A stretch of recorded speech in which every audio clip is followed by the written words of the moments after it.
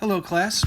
We are talking about hippies today and some other stuff. But the hippie movement really took off in the late 60s. This is what we call a counterculture movement. So it's counter to the prevailing culture. They're rejecting all kinds of social norms, what you're supposed to do, how you're supposed to dress, how you're supposed to behave. So with dress, we have the hair and the clothes, lots of drug use. The music is totally different than traditional like 50s rock and roll stuff. It's a lot more psychedelic. This generation, these are the baby boomers. So what we call the greatest generation, those were the ones that grew up during the Depression and then fought and won World War II. So they had it tough in the beginning, and then yeah, with the Depression and World War II really tough, and then from that victory came some amazing stuff like economically and all that. Their kids were brought up without much. A lot of them grew up pretty well off, and again, the middle class was huge in the 50s, the late 40s and 50s. So more people had more money basically. These are also the same kids that were doing the duck and cover drills, like in school, and constantly living under a threat of nuclear war, living through the Cuban Missile Crisis. And with the assassinations of JFK, with, Malcolm X, Martin Luther King Jr., Robert Kennedy, you start getting a lot more protests and a lot more rejection of the mainstream culture because they kind of see this world with all this nuclear threat and assassinations, and they're like, what the heck is going on? Oh, meanwhile, Vietnam War is going on in the background too. Yeah. And they're seeing stuff on TV like the Tet Offensive, where the government's saying, oh, everything's fine, while they're seeing people die on television. So the biggest notable moment for the counterculture and hippie movement is Woodstock, and this place is packed. It has some of the best musical artists, in my opinion, ever. But here's a picture of it. We're going to get into the details. By the way, top 5 guitarists of all time, right here, Jimi Hendrix. So this is in 1969, and the official title is called An Aquarian Exposition, 3 Days of Peace and Music. So it was all about getting together, wanting peace, doing lots of drugs, all kinds of stuff. So there's a good side and a bad side to it. As you can see here, when it was first organized, why is it called Woodstock? It's in an area, White Lake, New York, but the general area is called Woodstock, and it's only about an hour or an hour and a half from where we are. But they thought no more than 50,000 people would be there, but then word got out that it was free, and so almost 500,000 people attended. So the music was amazing. Some of the greatest artists of the 60s and 70s. Here we have down here. So some of these are my favorite bands. Like, I love Hendrix, Grateful Dead, my first favorite band ever. The Who is awesome. All great artists here. The music is great. The sanitary conditions, if you've ever been somewhere that's crowded and things get gross, well, imagine going somewhere where they have bathroom facilities only intended for 50,000 and 400,000 people show up.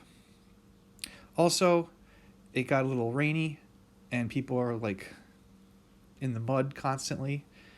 So if I could get the soundtrack of it, I'd love to listen to it. Would I have wanted to go? No, it probably was so gross. But anyway, that's what Woodstock is. And here's the other part. The music about Woodstock reflects the hippie movement because all the songs have different meanings. So part of your assignment, and you continue it through homework, is I'm going to post a bunch of songs from this era, and these are called social commentary songs. And so through the lyrics, when you listen to them, you'll see how a lot of them are anti-Vietnam or pro-civil rights or criticizing the system, that kind of thing. And so some great music, and they all have a sort of deep message. Not all, but most of them have a deep message behind it. Well, the ones that I post will, but whatever, sidetrack. Okay, so Vietnam War going on. Here's a key term, Vietnamization.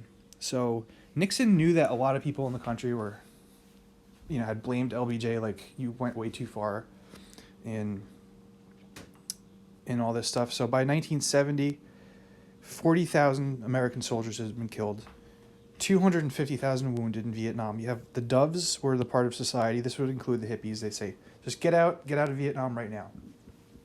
But with Nixon, he's like, we put so much time into this. Also, I have to stop communism. But what we can do is Vietnamize the war, which means we're going to turn it over to be fought more by Vietnamese soldiers and less by American soldiers. And he does this. And if we look at this chart, now note the first thing on this chart, the numbers for the black column are different numbers than the numbers for the gray column. So, for instance, if you thought they were the same, then this 1968 would look like more people died than were actually there, but no. But anyway, so total number of troops is in black, and so again, Gulf of Tonkin really sets things off, and Lyndon Johnson escalates. Nixon goes into office in 1969 when he wins the election of 68, so 69 is his first year as president, and this is his Vietnamization. The number of troops in Vietnam goes down every single year until 1973 when the U.S. gets out, and also the number of deaths goes down too. So Vietnamization, we want to turn it over to the Vietnamese themselves to fight. Okay, there's also some really terrible scandals. But, yeah, how long have I been going for? I don't even know. Oh, not that long. Okay. I thought the video was going to end here. The My Lai Massacre. This is the worst massacre of the Vietnam War. If you think all the way back to September, when we started talking about the Indian Wars, and there was a Sand Creek Massacre where the army went in and just slaughtered these innocent people of the Cheyenne tribe. This is essentially what happened at My Lai 104 years after Sand Creek. So, what's the deal? First of all, what are Viet Cong? The North Vietnamese communists had their main army, and then they had the Viet Cong, which fought alongside them, but sort of disguised. So they would be villagers in both North and South Vietnam who were sympathetic to communism and would just be, like average farmers, but then they would also have weapons and would hide out in the jungle and ambush troops and stuff like that. So from the American point of view, if you walked into any village, you had no idea if the people there were actually friendly or if some of them were faking it and they were really Viet Cong that had maybe killed your friend 2 days ago. So they get this message that this village of My Lai is a Viet Cong stronghold. And so they're like, okay, go and kill the Viet Cong there. Now, when the soldiers showed up, there were no fighting age men in the village. It was, or barely any. It was young kids, women, and old people. None of them would have been fighting. But the soldiers snapped and slaughtered 500 villagers. And then they also tortured people and raped people. It was finally ended by another soldier who came in and basically threatened to kill his own guys if they didn't stop. And then the rest of the army found out and they put a stop to it, but 500 people had died. And the army tried to, or the Marines really, they tried to cover it up, but the public became aware about it, and there were massive protests as a result. Another thing that happens, well, I'm going to pause this video for now, and then we'll get back to it.